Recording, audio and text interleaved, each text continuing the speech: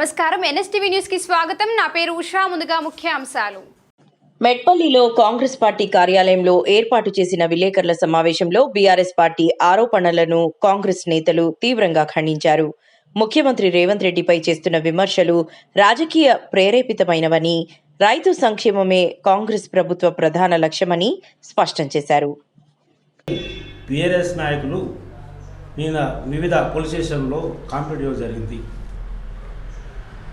నేను అడుగుతున్న బీఆర్ఎస్ నాయకులను, అయ్యా మా ముఖ్యమంత్రి గారు ఎందుకు అరెస్ట్ చేయమంటున్నారు? ఇందిరమ్మ ఇల్లు ఇచ్చినందుక, మహిళలకు ఉచిత బస్సు సౌకర్యం కల్పించినందుక, లేదా సామాన్యులకు మధ్యతరగతి కుటుంబాలకు 100 యూనిట్లు 200 యూనిట్ల ఉచిత కరెంట్ ఇచ్చినందుకు అరెస్ట్ చేస్తారా? దేనికోసం అరెస్ట్ చేస్తుండ్రు? దేనికోసం అరెస్ట్ చేస్తారని అడుగుతున్నారు మీరు. సన్న బియ్యం ఇచ్చినందుక, ఇలా రైతులకు విపరీతమైనటువంటి పంట వచ్చిన సందర్భంలో మక్కలు కొన్నందుక, వడ్లు కొన్నందుక మీరు ఏనాడైనా మక్కలు కొన్నారా? ఇవాళ మార్కెట్ ధర మక్కలు కొని ఇలా రైతులకు వానకాలము వేల కోట్ల లక్షల కోట్ల మక్కలు కొన్నాం మేము. కొని ఇలా రైతు ఖాతాలో అన్ని డబ్బులు కూడా జమ చేసినాం. దానికోసం మా ముఖ్యమంత్రి గారు, మా వ్యవసాయ శాఖ మంత్రి గారు మరియు అధికారులు కూడా వివిధ హోదాలో ఉన్నటువంటి అధికారులు, ప్రతి అధికారి పనిచేసి రైతులకు అందుబాటులో నుండి ప్రతి గింజ కొని ఇవాళ మేము రైతుల ఖాతాలో డబ్బులు జమ చేయడం జరిగింది. దానిగా మీరు అరెస్ట్ చేయడం అన్నారు. ఏ విధంగా మీరు ఆ మాట అన్నారో అర్థం కావడం లేదు. మనం రాజకీయాలు చేయాలా? ఎప్పుడు చేయాలా? ఎలక్షన్ రాజకీయం చేయాలా? ఎవరు మంచోడో ఎవడు చెడ్డోడో అప్పుడు ప్రజలు నిర్ణయించి ఓటేస్తారు. ఇవాళ ముఖ్యమంత్రి తెలంగాణ కోసం ఎంత కృషి చేస్తున్నాడు. ఇవాళ ఎన్నిసార్లు ఢిల్లీ పోతున్నాడు. ఎవరి కోసం పోతుండు? ఇవాళ ప్రజల కోసం, తెలంగాణ అభివృద్ధి చేయాలనే ఉద్దేశంతో ఇవాళ ఢిల్లీకి పోయి పని చేసుకొస్తున్నాడు. ఇంత అభివృద్ధి చేస్తున్నప్పుడు మీరు ఈ విధంగా ఈర్ష్యపడము ఇది సబబు కాదు. ఇది ప్రజలు గ్రహిస్తున్నారు. ఇది మీ విజ్ఞతను వదిలేస్తున్నాం. మీరు రాజకీయం చేయండి. వాస్తవంలో తప్పు ఉన్నప్పుడు ఇది తప్పు జరుగుతుందని చెప్పి మేము సరిదిద్దుకుంటాం కదా. మీకు మాట్లాడే అవకాశం అసెంబ్లీ ఉంది కదా, మీరు అసెంబ్లీలో పోయి మాట్లాడచ్చు కదా. మీరు ప్రభుత్వానికి సలహా ఇవ్వచ్చు, మీ సూచనలు ఇవ్వచ్చు. ముఖ్యమంత్రి గారు మీరు ఇది చేయండి, మంత్రులకు ఇది చేయండి, మీరు జీవిత హోదా మేము 10 సంవత్సరాలు చేసాం, మేము మంచి పని చేసాం, మీ యూపీలో వాళ్ళకి చెప్పుర్లి ఏమైనా సలహాలు ఇవ్వడం ఇవ్వరు. కానీ పొద్దులేస్తేనే రేవంత్ రెడ్డిని టార్గెట్ చేసుకొని ముఖ్యమంత్రి గారిని రాళ్ళేసుడు, ఇదేసుడు, అదేసుడు ఎంతవరకు సమంజసం? అది ఇది కరెక్టా? ఇది ప్రజలంతా గ్రహిస్తున్నారు. ఇవాళ రాష్ట్ర పరిస్థితి, ఆర్థిక పరిస్థితి దారుణం ఉందో మీకు తెలియదా? ప్రతి 18 ఏళ్ళ వచ్చిన పిల్లాడు కూడా చెప్తారు ఇలా ఆర్థిక పరిస్థితి దారుణంగా ఉందని. అయినా కానీ ప్రభుత్వాన్ని నెల వస్తుందంటే వాళ్ళకు పెద్ద గుండెల్లో రైలు పరిగెత్తున్నాయి. అధికారులకు, మంత్రులకు అంత పరేషాన్లు ఉన్నారు. ప్రతి నెల గగనం ఉన్నది. అయినా కానీ ప్రభుత్వం ఈ విధంగా చేసుకుంటూ, ప్రతి ఒక్కటి చేసుకుంటూ రైతులకు రైతు భరోసా, పింఛన్లు, సీఎంఆర్ రిలీఫ్ ఫండ్లు, కళ్యాణ లక్ష్మిలు, అన్ని పథకాలు, పెన్షన్లు అన్నీ నెల అన్నీ పంపించడం జరుగుతుంది. ఇది మీకు నచ్చడం లేదు. ఎందుకంటే అరే ఇంత మంచి నడిపిస్తారా కాంగ్రెస్ వాళ్ళు అనుకున్నారు. వీళ్ళు బ్రహ్మాండంగా నడిపిస్తున్నారు. వీళ్ళు ఇంత పరిస్థితి దారుణంగా ఉన్నా కూడా ప్రభుత్వం నడిపిస్తున్నారు. పక్క రాష్ట్ర వాళ్ళే పరేషాన్ అయిపోతున్నారు. అరే రేవంత్ రెడ్డి ఇంత మంచి నడిపిస్తుంది, ఈ కాంగ్రెస్ ప్రభుత్వం ఇంత మంచి నడిపిస్తున్నారు. వాళ్ళు సంతోషపడి ఈ బస్సు ప్రయాణాన్ని, ఉచిత బస్సుని మీరు ఎక్కిరించారు. అప్పుడు ఇలా పక్క రాష్ట్రాల్లో కూడా ఉచిత తీసుకుంటున్నారు. వేరే రాష్ట్రాల్లో కూడా, పక్క రాష్ట్రాల్లో కూడా మన ఆదర్శంగా తీసుకొని బస్సు నడిపిస్తున్నారు. అంటే మన ముఖ్యమంత్రి చేసి, మన కాంగ్రెస్ ప్రభుత్వం చేసింది కరెక్ట్ అనేటే కదా. వేరే రాష్ట్ర ముఖ్యమంత్రులు కూడా ఈ పాలసీలో ఫాలో అవుతుందంటే అర్థం ఏంటిది? మీరు గ్రహించాలా. ఈ విధంగా రేవంత్ రెడ్డి గారిని, కాంగ్రెస్ ప్రభుత్వం బదనాం చేయాలంటే బదనాం కాదు, తప్పు. మీ పద్ధతి మార్చుకోండి. ప్రజలకు సేవేయండి, రైతులకు సేవేయండి. కాంగ్రెస్ ప్రభుత్వం అంటేనే రైతు పక్షపాతి. అది ఇప్పటి నుంచి రాజశేఖర్ గారికి పడితే ఇందిరమ్మ కాడికి పడితే మొదటికి వెళ్ళి కాంగ్రెస్ పార్టీ అంటే రైతు అంటేనే కాంగ్రెస్ పార్టీ.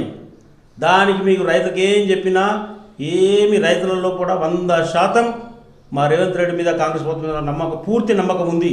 కొద్దిగా పైసలు ఆలస్యమైనా కానీ ఇస్తున్నాను అని వాళ్ళే అంటున్నారు. మా రైతు సోదరులు సంతోషపడుతున్నారు. మాకు కొద్ది ఇబ్బందులు ఉన్నాయి, ఆర్థిక ఇబ్బందులు అయినా కానీ మా ముఖ్యమంత్రులు ఇస్తున్నారు. అయ్యో ఇవాళ కూడా రేపటి ఇస్తున్నాడు అని చాలా సంతోషపడుతున్నారు. రైతులు మాకు అటాచ్మెంట్ ఉన్నారు, మాకు రైతులు చెప్తున్నారు. ఇలా లాకలు వచ్చిన వడ్లను కూడా ఉన్నాం. ఎక్కడ ఒక గింజను ఇచ్చేసిన రైతు కన్నా ఇలా మొక్కల పైసలు కూడా ఇప్పటికి ఎప్పుడో ఇచ్చేసినాం, వడ్ల పైలు ఇచ్చేసినాం. అది మీరు గ్రహించాలా. దయచేసి మీరు ఇట్లాంటి కార్యక్రమాలు చేయకుండా తెలంగాణ అభివృద్ధిని పాల్పంచుకోవాలని కోరుతున్నాను.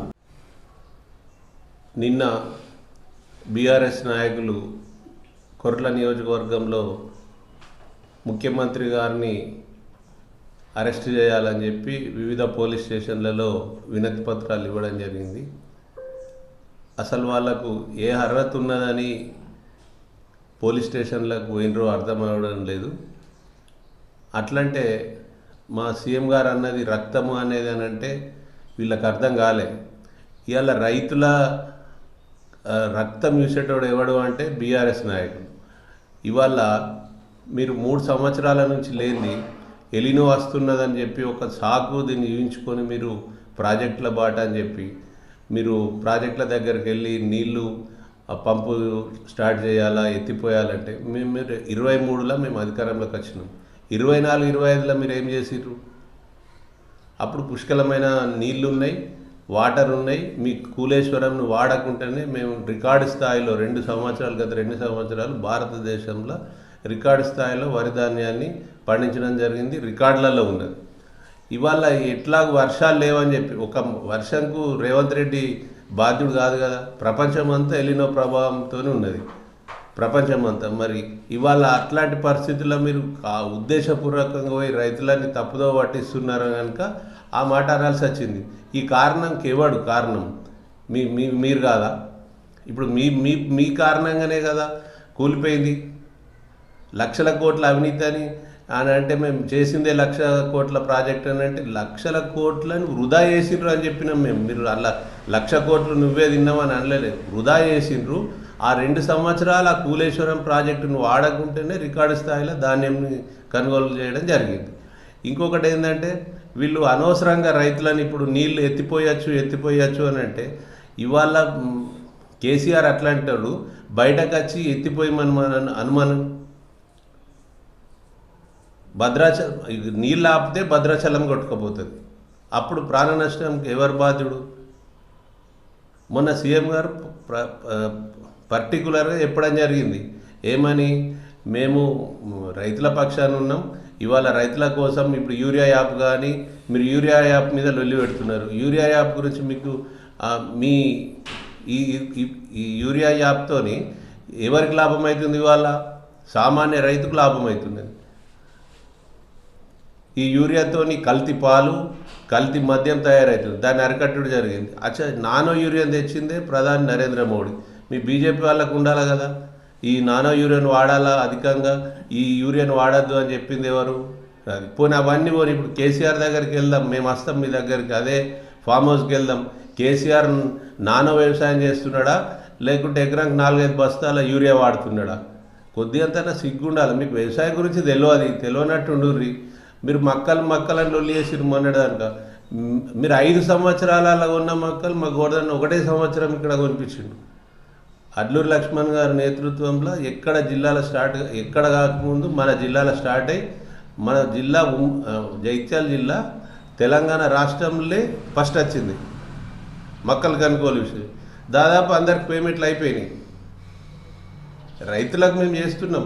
ఇవాళ రైతు భరోసా టైం కొడలేదంటే మీరు మొత్తం కుండాన్ని కాల్ చేసి పెట్టిపోయిర్రు. అది అందరికీ తెలుసు, రైతుకు తెలుసు, ప్రతి ఒక్కళ్ళకి తెలుసు. మీరు అనవసరమైన ఇట్లాంటి మన ప్రాంతంలో కూడా ఇవాళ ఒక 2014 నుంచి మా D29 ఒక్క షటర్ బిగించింది 10 సంవత్సరాలలో. ఇప్పుడు దామరాజపల్లిలో ఉన్నారు, షటర్ల కోసం పోతే బిచ్చమత్తుకోరు అన్నాడు. ఇక్కడ షటర్లు శాత కాలేవు, మీరు సీఎంని అరెస్ట్ చేయాలంటారు. 10 ఏళ్ళు ఉన్నారు మీరు ఇక్కడ పవర్లో, ఒక షటర్ పెట్టుడు శాత కాలేదు మీకు ఇక్కడ. ఇవాళ మీరు సదర్మట్ బ్యారేజ్ కోసం కొత్త డ్రామా స్టార్ట్ చేసిండ్రు. సదర్మట్ బ్యారేజ్ పర్మిషన్ వాళ్ళు తీసుకున్నారు, ఎవరి హయాంలో పర్మిషన్ వచ్చింది? ఎవరు 2500 అదనం ఆయకట్టిస్తా అని ఎవరు చెప్పిండ్రు? మళ్ళీ ఇవాళ కొత్త డ్రామా. ఇట్లాంటివి ఏగురు మీరు రైతుల మీద మీకు చిత్తశుద్ధి ఉంటే నిజంగా రైతుకు లాభమయ్యే పని చేయండి. ఏదన్నా కొన్ని మై కూడా చిన్న చిన్న పొరపాట్లు ఉండొచ్చు, కాదంటలేము. కానీ మీరు సీఎంని అరెస్ట్ చేయాలని అంత గొప్పోలు కాదు. అట్లంటే మీ అందరినీ జైల్లో పడేసి ఇప్పటికే మీకు రోకల్ బండలు ఎక్కేయాలా? మేము మీ మంత్రులు వస్తే, మీ అధినాయకులు వస్తే మేము అరెస్ట్ అయినాం. మేము ఇవాళ మీరు ధైర్యంగా పోయి పోలీస్ స్టేషన్లో పోయి ఒక సీఎం అనే కంప్లైంట్ చేసిరంటే మేము ఎంత నిజాయితీగా ఉన్నాము రైతులు అర్థం చేసుకుంటున్నారు. మీరు కొంతమంది ఏంటంటే ఈ ఎలినో ప్రభావం చూపించి ఏదో రేవంత్ రెడ్డి ప్రభుత్వం రైతులకు వ్యతిరేకమని అంటే ఎవరు నమ్మేట పరిస్థితి లేదు. ఎందుకంటే రైతు అనేటోడు ఒక తెలంగాణ లేడు, భారతదేశం ప్రపంచం అంతా ఉన్నాడు. అందరికీ తెలిసిపోయింది ఏంది, వర్షాలు ఈ సంవత్సరం ఉండయి. దయచేసి రైతులు కూడా అర్థం చేసుకోవాలా. కాబట్టి మీరు ఇంకొకసారి ఇట్లాంటి పిచ్చి పిచ్చి కంప్లైంట్లు ఇస్తే మీ అందరి మీద మేము ఉండి కేసులు పెట్టేయాల్సి వస్తుంది. జాగ్రత్త.